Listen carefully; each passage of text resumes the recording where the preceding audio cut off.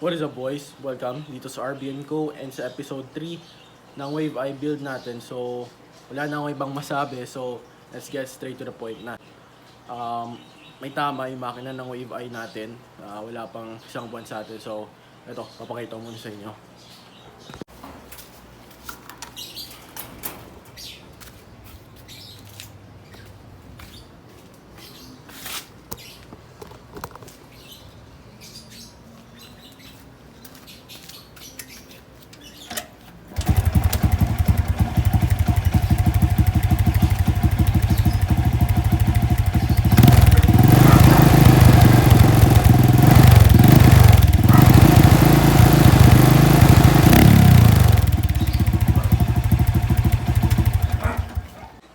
So, no doubt yung tama nun is yung block and yung piston. So, ganito kasi yung storya.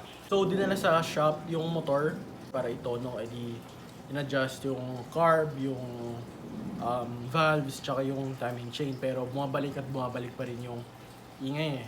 Chinek naman ng mekaniko yung oil kung may laman ba. And surprisingly, wala. Ilang tulo na lang yung oil.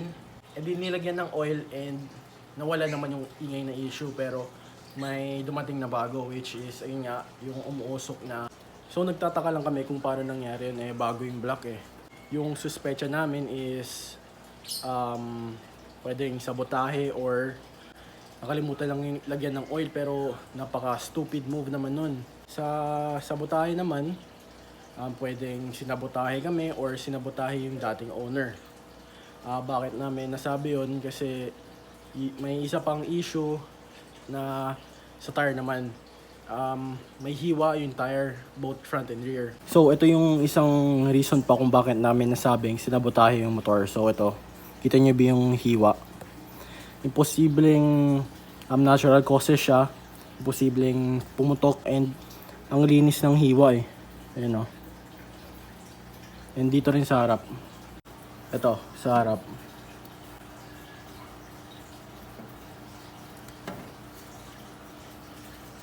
So, ayun yung isang reason kung bakit namin nasabing sabotahe. Pero, wag na natin gawing malaking issue yun. Gawin na lang nating positive na ngayong may sira, edi ayusin natin. And alam natin na ayos and healthy na yung engine natin. And please comment down below kung ano sa tingin nyo yung issue. Lagay nyo mga opinions nyo, ano ba. So, yeah. Anyways, may bagong block na tayo. So, ito. Alright, so ito yung block. CNC yung brand.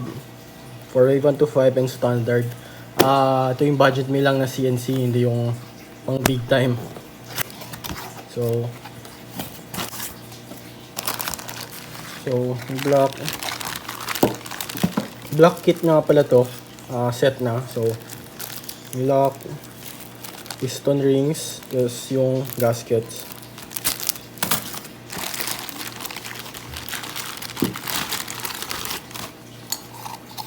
Yung pin nga pala. So ayan, piston standard size lang, yung stock size. So yeah, quick review. Hindi siya masyadong malinis, pero ayos na rin given yung price. 700 plus lang compared sa iba, and base sa narinig kong reviews, okay naman daw and hindi siya sisira agad. I mean, maganda yung reviews niya. So yeah.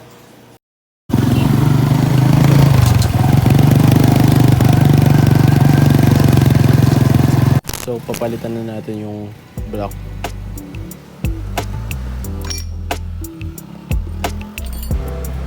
Grabe na yung ulo.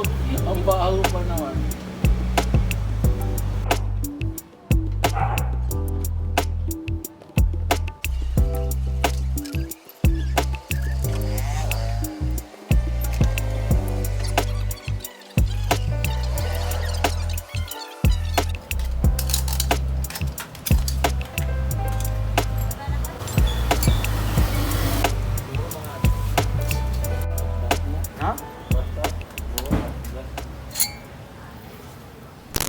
So ito yung dating block, puro lines talaga.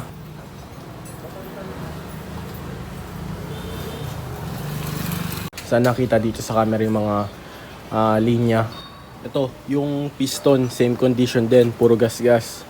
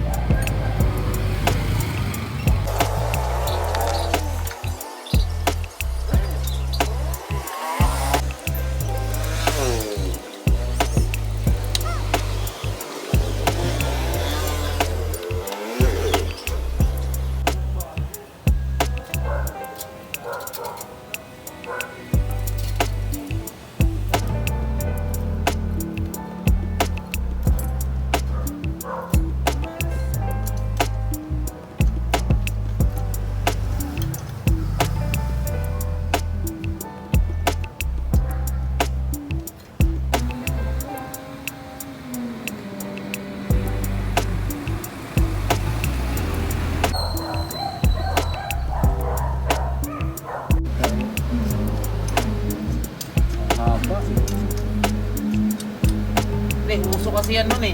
Ganyan. Dapat pare, sapat.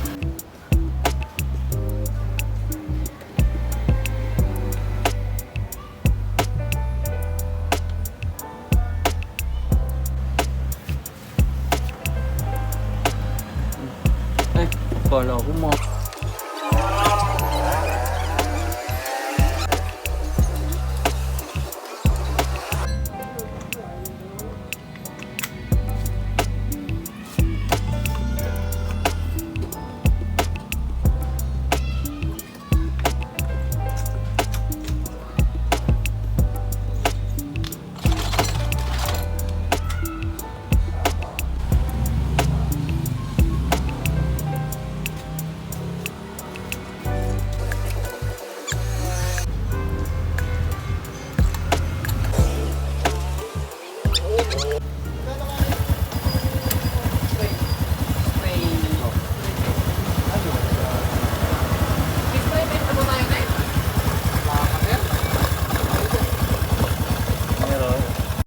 So, ayan. Ayos na siya.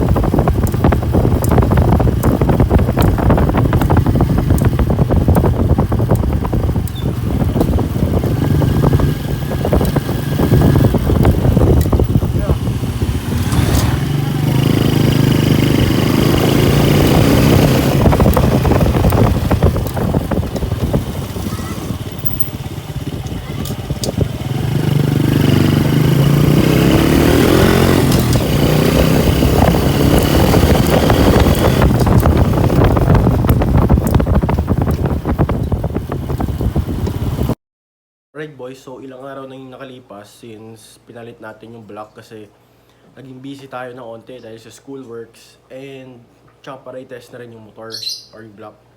So ito na yung motor, madumi na siya ulit kasi weird shit yung panahon dito sa amin. Pero okay naman yung block given yung price niya na 750, 770. And ayun, aside sa block, pinalitan din yung valve seal. Tapos, may bago na tayong baterya. So, may push start nito.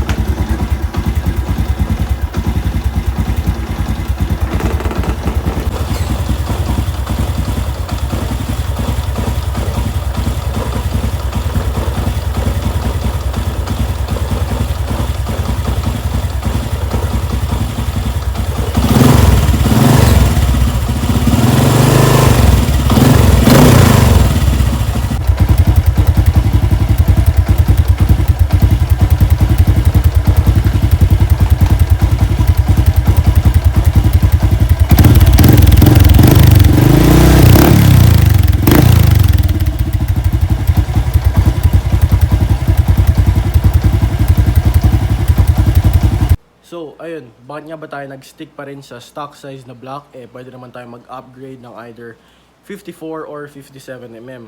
Kung mag-upgrade kasi tayo, kailangan din natin mag-upgrade ng iba pang parts. Pag nag-upgrade tayo, mas lalo tayo mapapagastos. Budget build lang naman to. Tsaka pag kargado kasi, high maintenance, ginagamit lang natin siya pang harabas. So, yeah. Hanggang dito na lang muna tong episode natin. Stay tuned sa susunod na episodes. And thank you for watching. Don't forget to like, comment, share, and subscribe. Tsaka click nyo rin yung notification bell para update kayo sa mga susunod pa nating episodes. Peace out, boys.